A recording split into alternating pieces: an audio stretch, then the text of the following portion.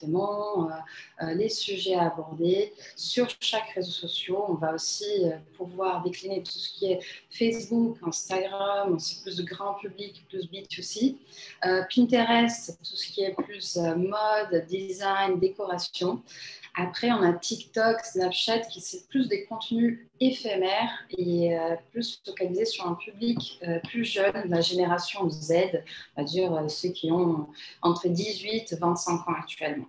Et de notre côté, nous avons aussi LinkedIn, Twitter, plus pour un public pro, B2B, et les nouveaux réseaux sociaux Clubhouse, qui c'est un réseau social sur l'audio. Donc, on fait parler, il y a plusieurs rooms différentes et c'est comme des séminaires, mais on ne voit pas la personne, on écoute ce qu'elle dit et on a l'opportunité vraiment de parler à Barack Obama, Xavier Niel, c'est vraiment génial. Si jamais j'utilise des termes, des choses que vous ne connaissez pas, envoyez les messages dans le groupe. Je sais que les questions sont à la fin, mais n'hésitez pas parce que des fois, les termes, ça peut arriver que ça vous bloque après pour la suite, donc n'hésitez vraiment pas. Ensuite, je préparais une petite partie aussi pour me présenter mon entreprise. Donc, Bistaff, pour ceux qui me connaissaient déjà, on était plus dans la communication événementielle. Les Covid est arrivé, boum, on s'est réinventé, un peu comme Julie et moi. Et là, on travaille presque à 100% sur le marketing digital. Donc, ce qu'on fait aujourd'hui, c'est du référencement SEO. Si vous avez raté les derniers webinaires, n'hésitez pas à aller voir la chaîne YouTube de la Chambre des commerces. Tout est enregistré, c'était très intéressant, très complet. On fait aussi tout ce qui est Google Ads, Social Ads, donc les publications payantes, la publicité payante. Des campagnes email marketing, donc si on a une base de données, soit on vous la donne, soit on va vous chercher des leads et on va l'envoyer un email vraiment spécifique, focus dans votre cible. Ensuite, on fait aussi de la création du contenu et animation des réseaux sociaux. On travaille avec des influenceurs. Et plus récemment, on fait un accompagnement social media et web. C'est-à-dire, il y a quelqu'un qui a besoin d'un accompagnement. Il ne veut pas déléguer complètement la gestion de ses réseaux sociaux, de son site Internet. Il veut plutôt apprendre lui-même. Et nous, on l'accompagne. On va faire des séances coaching pour qu'il ne soit pas totalement à l'abandon. Vraiment qu'il y ait quelqu'un derrière lui pour lui apprendre et l'accompagner. Donc, voilà pour ce que nous sommes, ce que nous faites actuellement. Ensuite, bon, je pense que 80% de l'audience aujourd'hui, c'est des entrepreneurs, des personnes qui s'intéressent à ce sujet. Et quand on est entrepreneur, quand on a notre business et on est sur les réseaux sociaux, l'objectif, c'est souvent les mêmes. On veut du retour, on veut du ROI, retour sur investissement. Les réseaux sociaux, ils représentent du temps et de l'argent, donc forcément, on s'attend à un résultat. Donc là, je vais vous donner une petite astuce pour avoir des résultats plutôt à court terme, mais tout en travaillant pour un résultat long terme. C'est simplement travailler au même temps avec des campagnes payantes et de la création de contenu, on va dire du trafic organique sur les réseaux sociaux. Et je vais vous donner quelques exemples. Donc voici Nike. Là, c'est pas animé, mais c'est une vidéo. Donc, la couleur, elle va changer. Les entreprises, elles sont de plus en plus inventives, créatives. Ils vont beaucoup donner pour capter l'attention de l'internaute. Aujourd'hui, on a énormément de gens sur les réseaux sociaux. Donc, il faut vraiment innover. Il faut essayer de créer, de continuer à chercher un peu plus. Faut pas s'arrêter à voici nos baskets. Même si on est Nike, il faut être créatif. Alors, si on a une petite entreprise, il faut être encore plus. Et oui. Et là, je pense que c'est une salle de sport, quelque chose comme ça, ou quelqu'un qui vend une expérience. Vous voyez, c'est un petit carrousel. Donc, pour voir l'image en entier, il faut swiper à droite. Et là, c'est assez interactif, assez sympa. Et là, finalement, je vous parlerai des 5 tendances que je trouve aujourd'hui vraiment pour les entrepreneurs, les entreprises qui sont sur les réseaux sociaux. Il ne faut pas passer à côté. Donc, en premier, la nostalgie, l'humour, l'humain, les liens, la micro-communauté, l'essence des responsabilités, tout ce qui est écologie, l'économie locale. Et à la fin, je vais vous donner des petites règles d'or, vraiment des bonnes conduites sur les réseaux sociaux. Donc, pour parler un petit peu plus, la nostalgie. Donc, on va vite comprendre que c'est l'année 2020 qui nous a amenés ici. Donc, à force de ne pas pouvoir partager, être avec des amis, toucher, on est isolé. On est plutôt dans les murs d'un peu, c'était mieux avant, on n'aime pas ce moment, on a besoin, on voulait revenir en arrière. Donc, il y aura beaucoup de posts un peu TBT, quand je pouvais aller à la plage, l'été dernier que j'étais en Grèce, des choses comme ça. Et les entreprises, ils vont vraiment profiter de ça. Un petit point là-dessus, vraiment pour les entreprises, avant de travailler sur cet aspect-là, il faut vraiment penser à votre cible. Donc, c'est quoi la nostalgie de ma cible? C'est la génération Z. Enfin, c'est plutôt l'année dernière, c'est des jeunes de 20 ans, donc on va plutôt parler de l'adolescence, des jeux. Là, ils commencent à rentrer dans la vie adulte, donc on parle de leur adolescence. C'est la génération Y, les millennials. Donc, je vais vous donner un exemple juste après. C'est la génération des années 90. Donc, vraiment adapter les sujets et la cible. Là, nous avons des publicités du parfum One Million. Donc là, forcément, ils jouent sur... il va cibler les millennials. Forcément, Pac-Man, ça a fait la génération de beaucoup de gens. Après, on a les petits Marseillais qui jouent aussi beaucoup sur tout ce qui est vintage. Là, on est plus sur... Bon, après, c'est pour tout le monde. Les vintage est carrément à la mode. Mais je dirais qu'on est plus sur les baby boomers, la génération après-guerre, qui a carrément cet aspect, c'était mieux avant. Voilà. Ensuite, l'humour. Forcément, les personnes, ils sont chez eux. On a passé par 3 confinements, les couvre-feux, on n'en peut plus. On a besoin de se détendre. On éteint la télé, on va sur Instagram, on va sur Facebook, on a envie de s'amuser, de rigoler. Donc vraiment, économisez pas sur les blagues, les petites anecdotes. Hier, j'étais chez les bouchers, il m'est arrivé un truc. Voilà, si vous avez une boutique, parlez de vos clients, des petites choses qui sont arrivées à vous ou à vos clients. Vraiment, n'hésitez pas à les faire, à faire rigoler votre communauté, parce que c'est ce qu'on a besoin en ce moment, forcément. Là, des petits exemples. Burger King, ils sont vraiment géniaux. Tout ce qui est marketing, ils sont vraiment très, très forts. Et ici, nous avons une grosse tendance même, ça s'appelle les remixing. Donc, on va prendre des petits mèmes comme ça et on va les décliner à notre réalité. Donc, celui-ci, il a été utilisé un millier de fois. On peut l'adapter à presque tous les sujets. Là, on a les podcasts, vous et la grasse matinée. Donc, ouais, il faut se réveiller tôt. Là, c'est forcément quelqu'un qui a un podcast et qui fait un petit post sur ses réseaux sociaux. Ça peut être pour le restaurant aussi, on va dire un restaurant de burgers. Donc là, les burgers. Et ici, la salade verte. Donc, vous voyez, c'est facilement déclinable et on peut utiliser aussi sur nos réseaux sociaux pro. L'humain, les liens. Donc, encore un petit héritage dès l'année dernière. On ne peut plus aller voir nos amis. La proximité, c'est interdit. Les présentiels, c'est interdit. Donc, les personnes, ils cherchent de la proximité. Ils cherchent du contact. Ils cherchent vraiment à se faire entendre, à créer une relation. Donc, comment les marques peuvent exploiter ces besoins actuels? Donc, en répondant aux commentaires, les messages privés, vraiment étant réactive et envoyer des messages customisés. On ne va pas envoyer un copier-coller ou un message en mode répondez, envoyez-moi un email, des choses comme ça. C'est vraiment pas cool. C'est surtout pas les moments pour réagir comme ça. Et voilà. Donc, réponse personnalisée. Très important aussi, créer de l'interaction. Donc là, on parle des jeux concours, des défis. Par exemple, si on est dans la mode, envoyez-nous vos looks, on va les reposter. Ou si on est dans la restauration, prenez une photo avec nos plaques, quand on a du click and collect, etc. Je ne sais pas, mais ça peut être aussi facilement déclinable. N'hésitez pas à s'en servir. Mettez en action vos abonnés pour qu'après, créer un sort de dialogue avec eux. Vraiment demander les avis. Ça peut être des sujets tout bêtes. Par exemple, qu'est-ce que vous pensez de ces titres pour mon article? Et 2 options qui puissent donner leur avis, vraiment participer de votre organisation. s'il y a la place pour ça, bien sûr. Donc, voici 2 exemples. Donc là, on a carrément McDonald's qui essaye d'interagir avec ses abonnés. Donc, ils ont créé un filtre. Et là, c'est une petite séquence. La personne, elle essaie les filtres. Elle mentionne McDonald's France.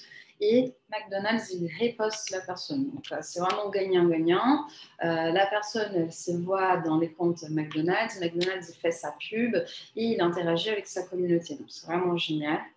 Et là, je vous ai partagé aussi Netflix France qui, je ne sais pas s'ils font ça à tous les commentaires parce que c'est quand même dingue, mais ils répondent à plein de commentaires de manière très custom, très personnalisée. Ils répondent vraiment à la personne et ça, c'est très sympa pour créer de la...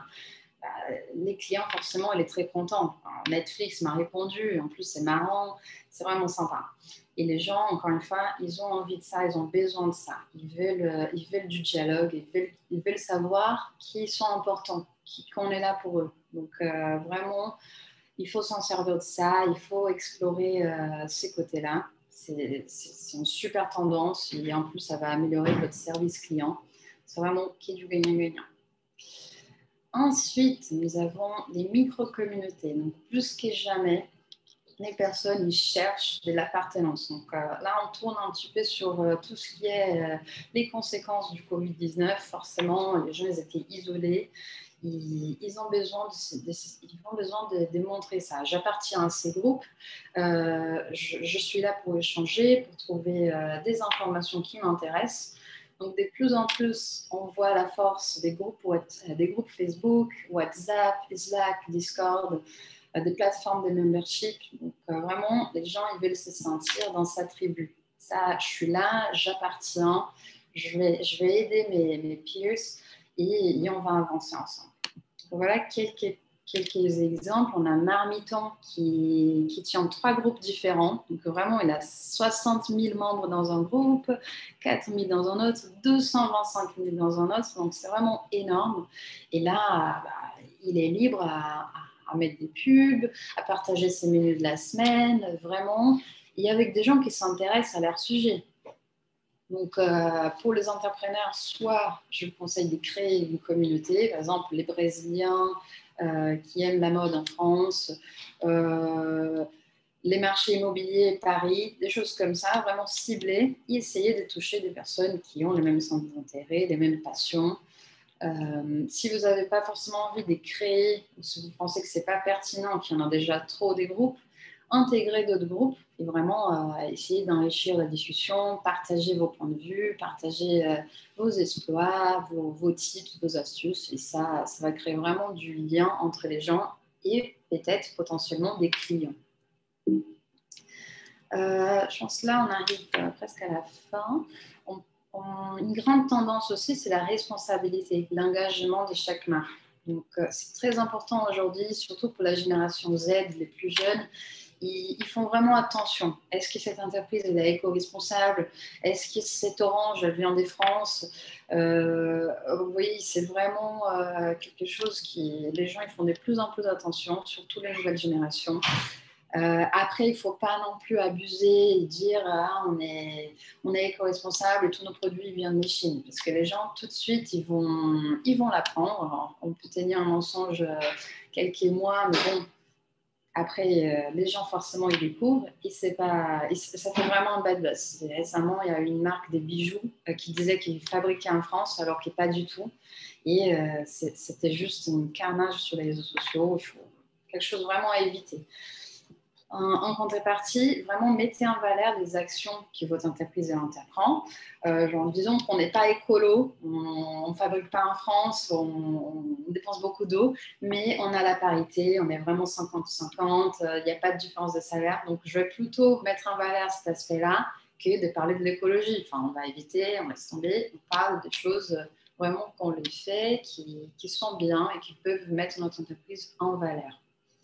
Donc voilà quelques exemples. H&M, ils ont donné 500 000 $ à 3 associations qui aident la communauté noire aux États-Unis. Je pense que ça, c'était juste à côté de George Floyd, juste après l'épisode avec George Floyd.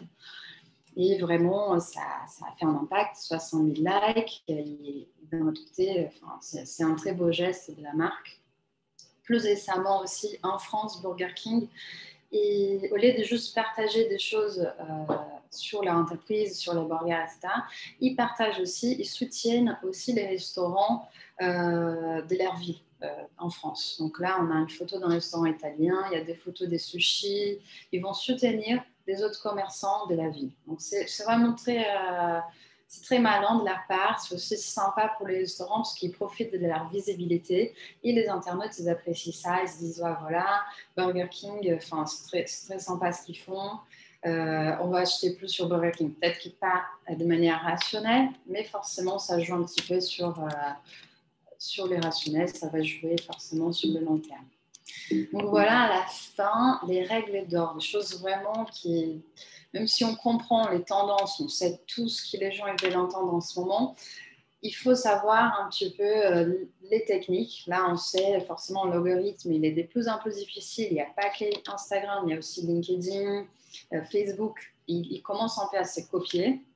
Donc, on va montrer d'abord à une audience très, très petite. Si cette audience-là, elle aime ce que je fais, elle like, elle commente, je vais montrer à une autre audience plus large et ainsi ensuite jusqu'à ce qu'on arrive à viraliser. Et là, c'est génial. Mais en tout cas, pour arriver là, il faut vraiment, point numéro 1, comprendre son audience. Donc, qui sont-ils? Est-ce que c'est la génération Z, Y, Baby Boomers? Je ne sais pas, mais il faut vraiment comprendre qui sont-ils.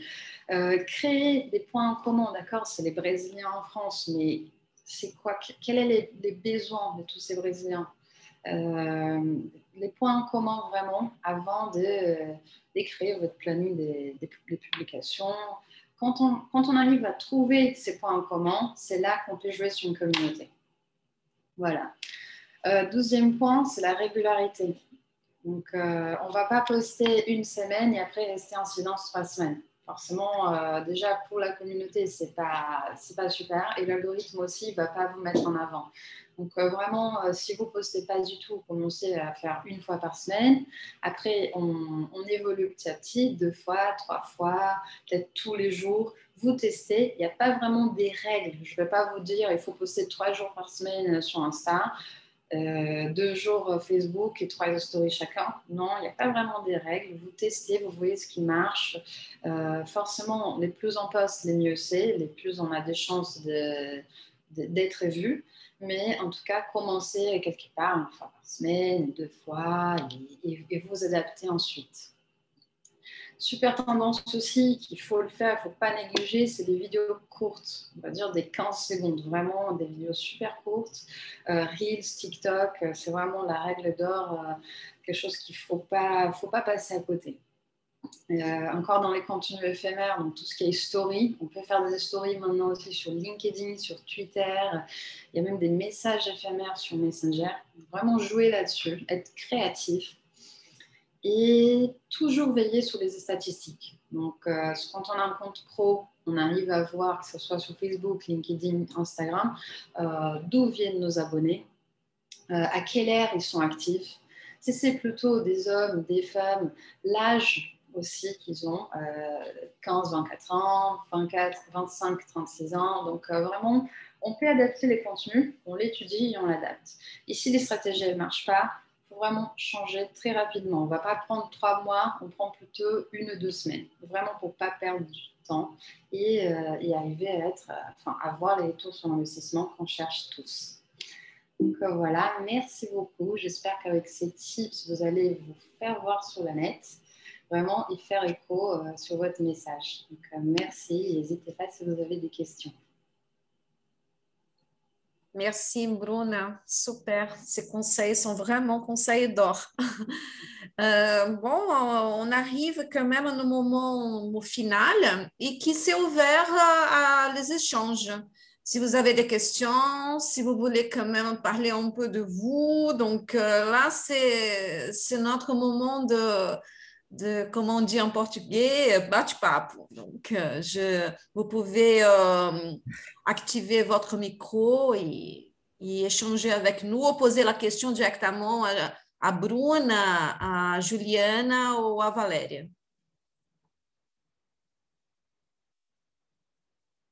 Tout le monde est timide. Márcia, et toi? Je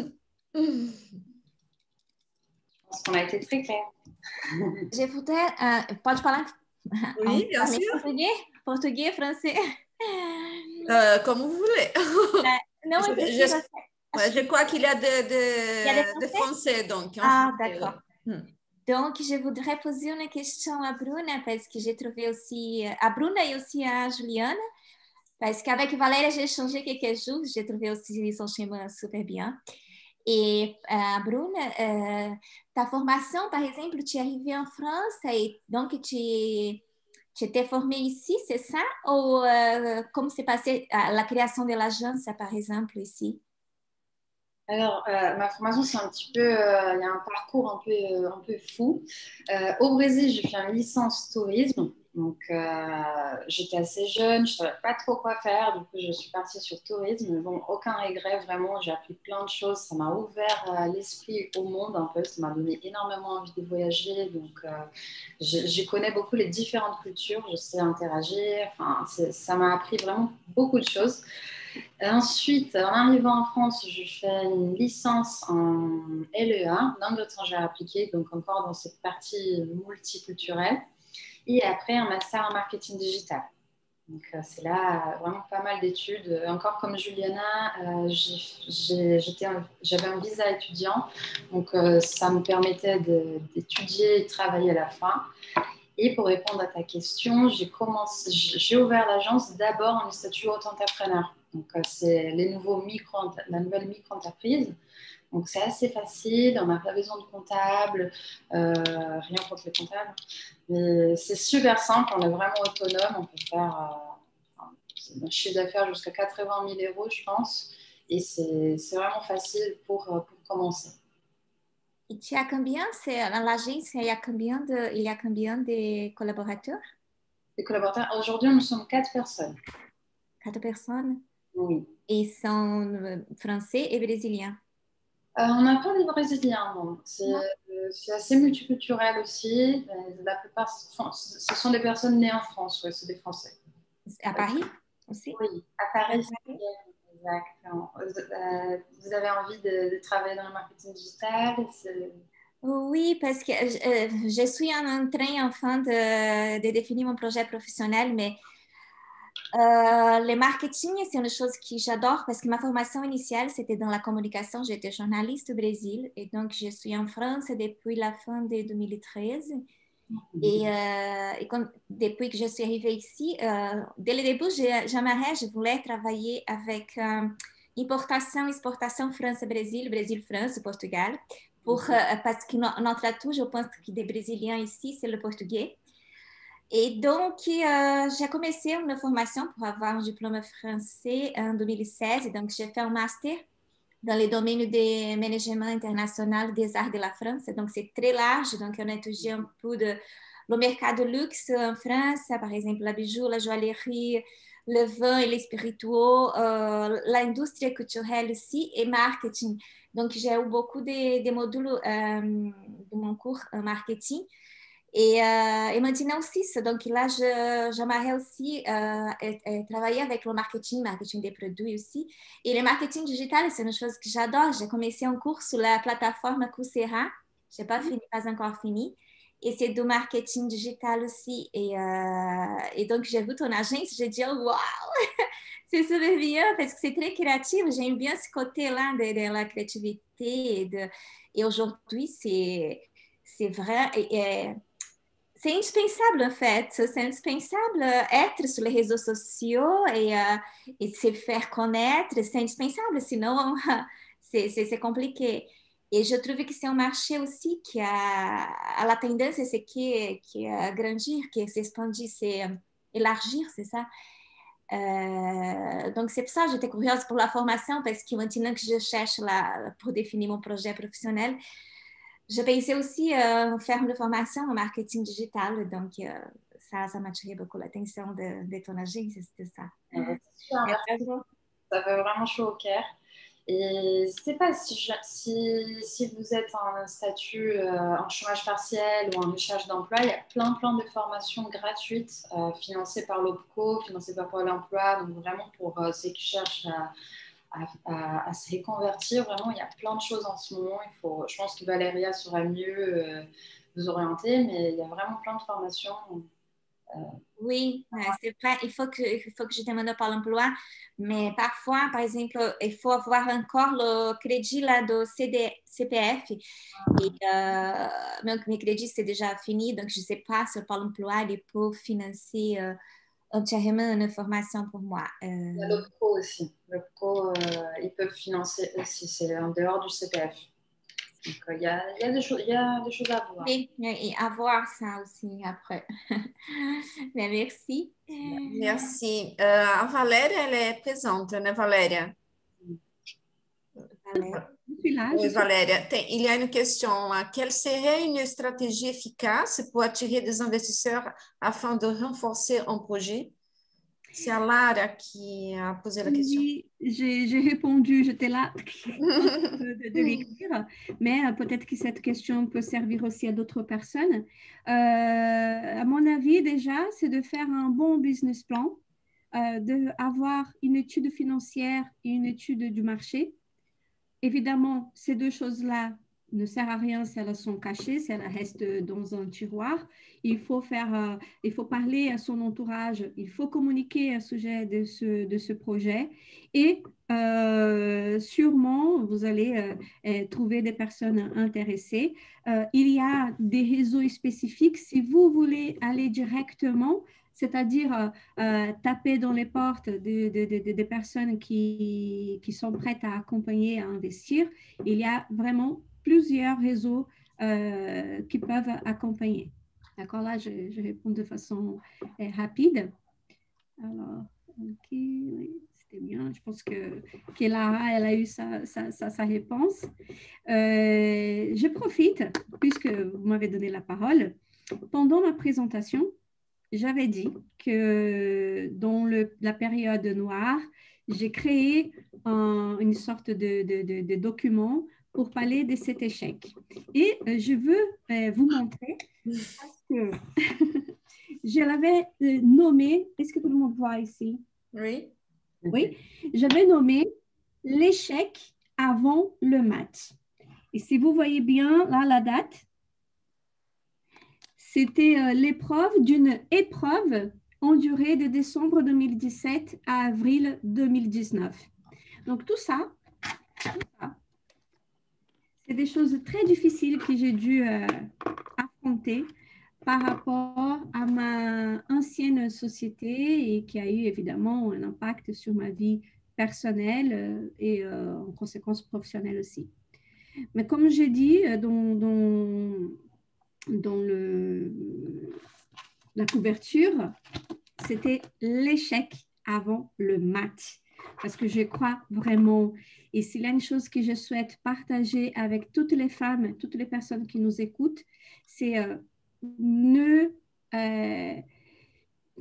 restez pas dans votre douleur, mais utilisez votre douleur, vos peurs, vos craintes pour vous booster et aller plus loin. De dire non, je vais pas rester dans le problème, je vais chercher la solution. Il y a des solutions à tout dans ce monde. On n'a pas la solution uniquement pour la mort, parce que quand elle vient, c'est fini. Mais tant qu'on est vivant, tant qu'on respire, il y a de l'espoir, il y a des choses à faire. Donc, j'espère que ce petit webinaire a servi d'inspiration à vous. De mon côté, je reste à disposition si vous voulez discuter. Et je profite, Rose, pour remercier encore une fois cette opportunité et qui nous fait vraiment très, très, très plaisir. Merci à toi, Valéria, a Bruna, Juliane e a tous qui ont participé de ce webinaire.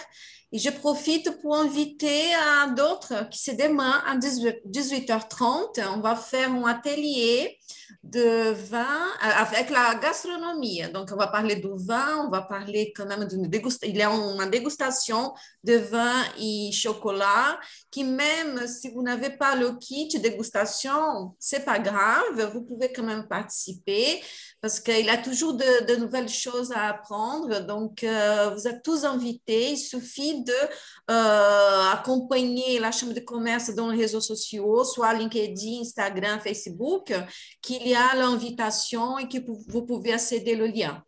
Donc, j'espère que nous serons nombreuses demain. Merci, merci à tous. Hein. C'était une... Oui? Oui, bonjour. Bonjour. Je suis Sahalima. Je voudrais juste poser une question à Bruna. Oui, par rapport aux réseaux sociaux. Bruna, comment vous voyez un peu les comportements des utilisateurs français, je ne dis pas de Brésiliens, mais les Français sur les réseaux? Vis-à-vis d'utiliser, d'être présent. L'utilisation, exactement. Qu'est-ce qu'ils utilisent plus? Comment, qu'est-ce qu'ils aiment plus en fait? D'accord. Alors, en France, il y a eu un vrai boom l'année dernière. Vraiment, il y a plein de gens, les gens sont plus actifs en ce moment, alors qu'avant, il y avait un grand écart entre les Brésiliens et les Français. Maintenant, je pense qu'on est presque pareil niveau utilisation. Certes, les Brésiliens ils sont plus faciles à devenir des early adopters, des vrais fans de votre page. Les Français sont un peu plus difficiles, c'est pour ça aussi qu'il faut un peu faire des contenus plus cherchés. Mais en tout cas, Facebook, c'est vraiment les réseaux mères. C'est là où 71% des Français sont présents. Après, on a Instagram. Pour les publics plus jeunes, on a TikTok, Snapchat. Donc, vraiment, savoir où est-ce qu'elle est votre cible et s'accorder là-dessus. Mais en vérité, tous les réseaux sont à prendre. Vraiment, si vous voulez savoir vraiment, c'est lui qui a plus de personnes actives, c'est Facebook. Après, c'est très difficile d'avoir vraiment des interactions. Donc, mon astuce que je dis au début, c'est vraiment faire de la publicité payante et nourrir la communauté avec du contenu au même temps. Donc, on va avoir ces deux axes-là. Et ça, c'est vraiment, selon moi, la meilleure façon pour avoir des résultats à court, moyen, long terme. Et vous avez étudié un peu les comportements depuis que WhatsApp a changé ses polices d'utilisation, qui a eu beaucoup de sorties de public français? Je ne suis pas au courant. Franchement, je ne sais pas s'il y a eu un vrai changement. Je dis parce que la plupart de mes clients, ils sont français. J'utilise beaucoup le WhatsApp pour faire la diffusion de mes messages. Et j'ai aperçu qu'il y a eu beaucoup de Français qui sont partis et surtout immigrés vers Telegram. Donc, à chaque jour, j'ai beaucoup de Français qui accèdent Telegram, en fait. D'accord, enfin, ok. Je pense qu'une bonne solution pour ça, c'est vraiment de créer un groupe Facebook. Après, je ne sais pas si c'est pour parler des commandes, c'est pour confirmer les commandes, c'est ça? C'est plus moi, je parle un peu de la nourriture, des repas. Et aussi, je parle dans l'univers entrepreneur. Donc, c'est pour ça que je demande pour essayer de comprendre un peu plus sur l'univers du français. Parce que les Brésiliens, à chaque fois qu'on fait des animations sur les réseaux, et ça marche toujours bien. Mais c'est de comprendre vraiment cet esprit français de comment ils vont réagir à des publications. Alors, oui, j'ai l'impression que les Français sont plus difficiles à interagir, à liker. Mais encore une fois, l'algorithme, c'est adapté. Surtout LinkedIn, aussi Instagram. Il va compter plus les temps que la personne elle passe sur ton post plutôt qu'il y ait les interactions. Parce que c'est très compliqué en réalité d'avoir des interactions, c'est pas donné. Donc il va compter plus. Si la personne elle a vu votre vidéo, si elle a passé du temps à lire votre post, ça veut dire qu'il est intéressant, qu'il y ait des likes. Donc des fois les likes ne sont pas vraiment un paramètre aujourd'hui, c'est plus les reach, les nombres de personnes qui ont vu les posts. Et encore une fois, pour avoir des résultats plus rapidement et concrets vraiment, la publicité payante, c'est ce qui marche le mieux actuellement. D'accord. Et vous pensez qu'il y a combien en moyenne pour un tout petit budget juste pour faire bouger un peu les réseaux sur la communication payante? Alors moi, je recommande un minimum de 5 € par jour. Et quand on fait la simulation aussi sur Facebook Ads pour être vu sur Facebook et Instagram en même temps, il va vous recommander les budgets, il va vous donner les budgets recommandés. Donc souvent, il va vous donner 3 tranches, donc 5 € par jour, 7 € par jour et 10 € par jour. Et là, en fonction du nombre de personnes qui vous voulez montrer les posts, la publicité, vous choisissez votre budget. Mais vraiment attention à paramétrer l'audience, vraiment où est-ce qu'ils sont, pour ne pas cibler des gens qui sont au Brésil alors que la publicité est pour la France. Parce que c'est vraiment quelque chose qui arrive beaucoup. J'arrive sur des nouveaux clients et je vois que c'est en compte des dentistes et ils sont en train de cibler tout et n'importe quoi. Je vois des rappeurs, je vois des danseuses du hip-hop, je ne sais pas d'où ça vient, ça n'a quelque chose à voir à ces comptes-là. Il faut vraiment faire attention à bien paramétrer et peut-être passer par une agence, nous on fait ça. Parce que des fois, on se dit, bon, je n'ai pas trop les budgets, mais par exemple, ces clientes qui faisaient ça, ils ont dépensé 10 € par jour, c'est-à-dire dans un mois 300 €, et forcément, l'argent, ça n'a servi à rien. Donc, des fois, il vaut mieux passer par un professionnel ou au moins prendre des séances coaching, être bien accompagné et pas jeter l'argent comme ça. Vraiment savoir là où on investit et être sûr. Merci pour les réponses. Avec plaisir. Excusez-moi les filles, bonjour. Je me permets vite fait d'intervenir. Et en fait, la question de Sarah, c'est tout à fait pertinente. Parce que moi aussi, je travaille avec ma marque sur Instagram, sur les réseaux, et parfois on se dit, mais on met du contenu récurrent, on essaie de échanger avec la communauté, mais en faisant la comparaison, on se rend compte que les Brésiliens et les Français, c'est pas du tout le même public. Donc, Sarah, ne t'inquiète pas si tu fais des pubs, si tu fais du contenu qui n'a pas beaucoup de retours, c'est que justement, il faut vraiment travailler pour construire sa cible, sa communauté, et que ça va venir avec le temps. Donc, je me permets juste de faire ces petits points comme ça pour te rassurer. Et encore une fois, la création de la communauté, vraiment essayer de trouver les points en commun entre ces personnes-là. On va regarder les statistiques, on a plus de personnes à 30 ans, plus des femmes. Donc vraiment essayer de trouver quel est l'intérêt en commun de ces gens-là. Et comme ça, on arrive plus à trouver leur bonheur, à trouver les sujets qui les intéressent. Après, encore une fois, l'algorithme, il est très compliqué en ce moment. Il veut vraiment nous faire payer. Donc, il va montrer vraiment une toute petite partie de votre communauté. Donc, c'est vraiment pas vu, c'est vraiment pas votre contenu. C'est souvent l'algorithme il faut vraiment, il nous pousse de plus en plus à faire de la publicité payante. Après, encore une fois, c'est assez rentable. Les clients, les résultats qu'on voit de nos clients, ils sont plutôt satisfaits. Donc, ça vaut vraiment la peine. Et une petite tips, si jamais vous faites sous les comptes entreprises surtout, quand on a beaucoup de textes sur l'image, Instagram il va montrer à encore moins de monde parce qu'il va voir que c'est une publicité un peu.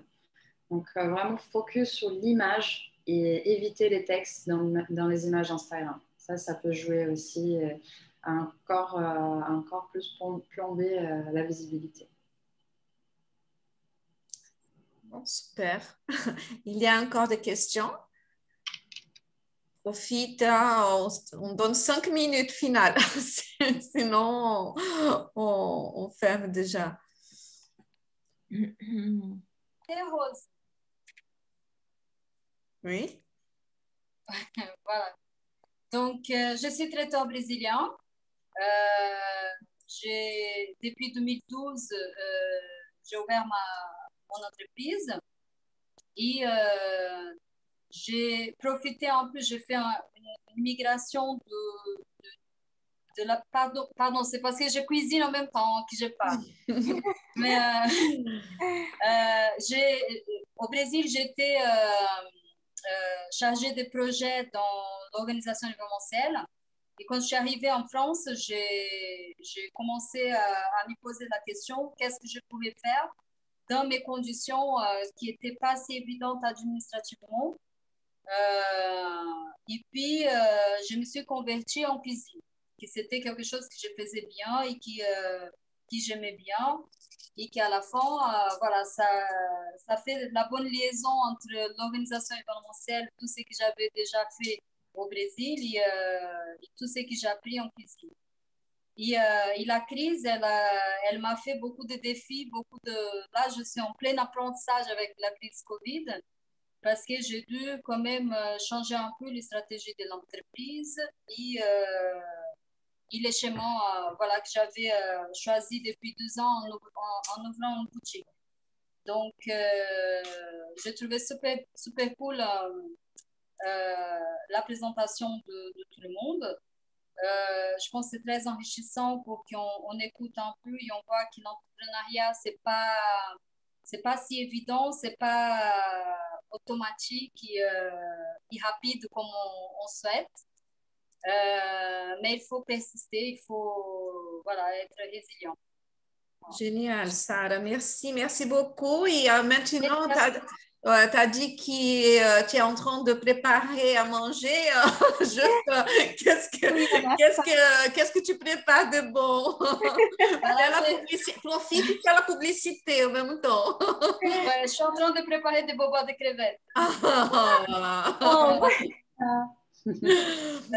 C'est pour ça que j'étais en train de vous écouter et en même temps de commencer à faire des choses. Sinon, voilà. Le nom de votre marque, c'est quoi?